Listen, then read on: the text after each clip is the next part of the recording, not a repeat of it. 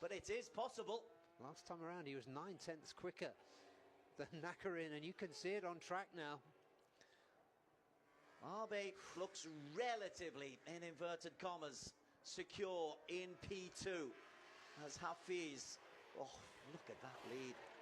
Arrc sweeps round, but Nakarin under pressure. Turn 14, they're on to the final lap. Zakwan Zaidi goes through, a lap down. Hafiz is on his final lap. Arrc is on his final lap. Chip Nakarin is there. The gap between Nakarin and Shota is 0.8 of a second.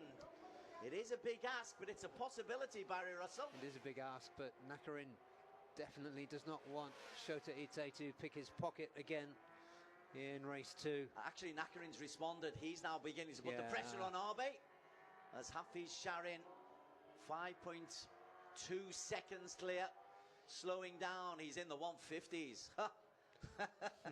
First time for Hafiz, as once again they get ready to celebrate on the pit wall. But the battle for P2 is still raging.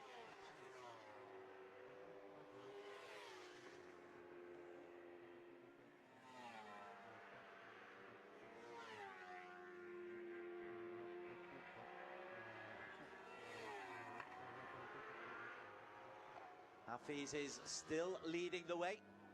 5 seconds clear. Arrc 2. Ooh, I'm looking behind. I'm looking at Ite. He's just going to run out of time, surely. He may as well have a little dig, though, coming down into turn 11. Oh, he won't give up, Shota Ite. But Nakarin won't give up either. He's tough.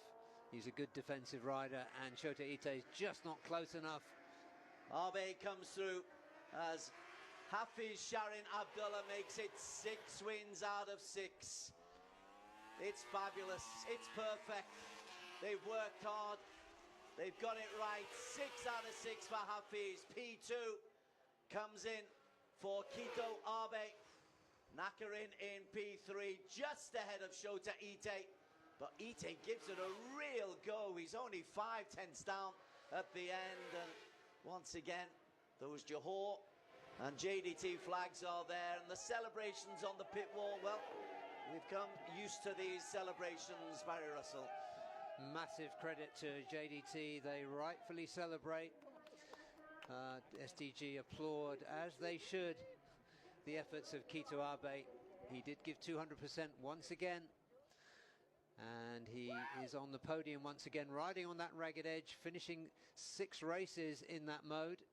Absolutely brilliant ride from Quito Arrc. Great, aggressive, determined performance from Nakarin. One of his best performances of this season. And Shota Ite, so cheeky, so impudent, trying to get on the back of these regular stars of the Asia Road Racing Championship. Well, as we look at more celebrations of the flag, let's just look at some of the other highlights. Rocco Sessler, it's not his best result of the season, but arguably his best performance. A P7 in a battle royale, which he just lost out to Andy Farid Izdihar, but he's finished ahead of Adananta and Kazuki Watanabe.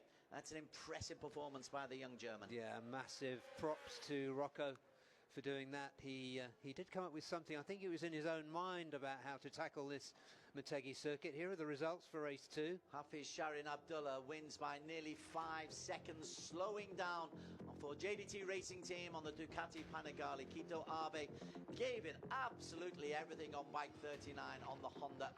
Chip Nakarin for Honda Racing Thailand in the end was just 1/10 down. He chased him in vain for the best part of 7 laps. Shota Ite was closing in, only half a second down by the end for Aquino Speed on the Yamaha. Kota Arakawa, a very creditable P5 for the Estimo Pro Honda SI Racing Team. Andy Farid Izdihar, double-digit points once again. It's still a satisfactory, if not a successful season for Andy Farid. Half a season still to go. Sessler, very impressive on the 44 BMW, 15 seconds down. Adelanta Puccipa Astra Honda in 8. Kazuki Watanabe on Aprilia. That project continues. 22 seconds off the pace. That's incremental improvement. Lachlan Epis on the BMW. He just lost that battle to Watanabe. They were close. Joe Francis, 55 seconds down on the Yamaha with Victor Racing. Great through the turns. Straight line speed hurts that Yamaha. And the second Aprilia of Kawasaki, 114 down. Zakwan did get back on the bike after sliding off. He finished in 13. Fahmi Abdul Wahab was one down on the second 44 Asia Racing team. Azroy Hakim Anwar, a non-finisher, I'm afraid, on a miserable weekend for Idemitsu Honda Racing. Yeah, and talking about that, Ollie Simpson also went in the gravel pit for Moto Go Yamaha Fu Sport Racing. He gave it a go, but Hafiz Sharin continues to be the story. How do you stop him, Barry Russell? How do you stop him? Well, there's such an advantage. I mean, taking nothing away from the brilliance of Hafiz Sharin whatsoever. But you have to wonder, if this was in another category, perhaps the technical regulations might be looked at. Oh, I see. I know I shouldn't say this, but as in the 250s. As in the 250s, yeah. A couple of hundred revs off. Long lap penalties every race. Every lap. But absolutely brilliant all the way through this season, of course, by and his JDT. manoeuvre, that eye of the needle manoeuvre, was just astonishing. Brilliant effort from Arrc. You can't ask for any more than somebody giving their absolute all, and that is what Kito Arrc has done. And he's done it with such skill, as it said, without crashing, without making any mistakes. He gets the congratulations there of his STG teammate in the 250 category, Aiki Yoshi. They have to be pleased with that. They know they couldn't have done anything else. Here comes our race winner into Parc Fermé, into the #1 slot for the 6th time this season. Stands on the back of that JDT Ducati. 6 or 7 wins. 6, 7 wins. It's 6. It could be 7 next time. Yeah, 6, 7 is the new whatever. Indeed. Halfway through the season, a perfect season so far for Hafiz. And when you consider the trials and tribulations of the previous 2 years, the hard work, the pain, particularly here at Motegi last year when he was taken out on the hill. Oh, you've only got 6 fingers. Only got 5 fingers, Hafiz. Yeah, well, more than a handful of wins for the Malaysian star. All that hard work has paid off. 2 seasons where they had to fight and fight.